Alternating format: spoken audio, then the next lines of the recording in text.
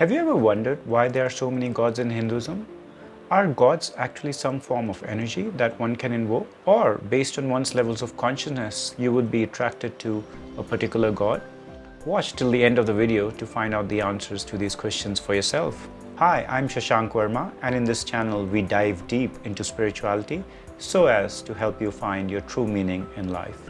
So, based on my understanding and reading of spiritual text, following various gurus, and doing intensive sadhana and meditation for the last 20 years, here's my understanding of why there are so many gods in Hinduism.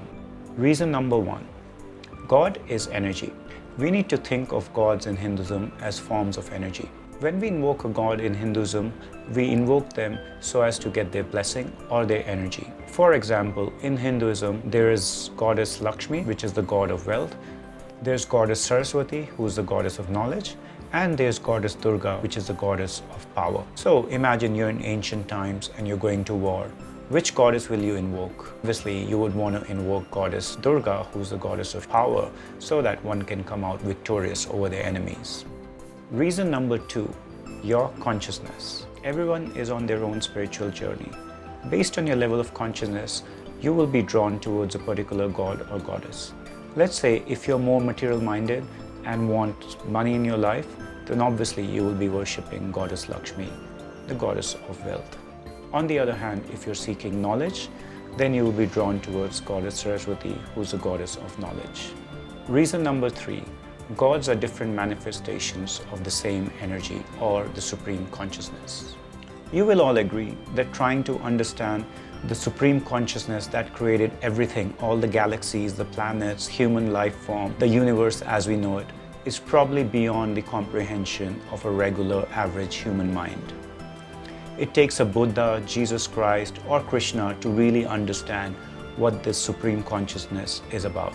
Even for them, once they understand what this supreme consciousness is, how do they explain it in simple terms to laymen like you and me who are not as evolved as them?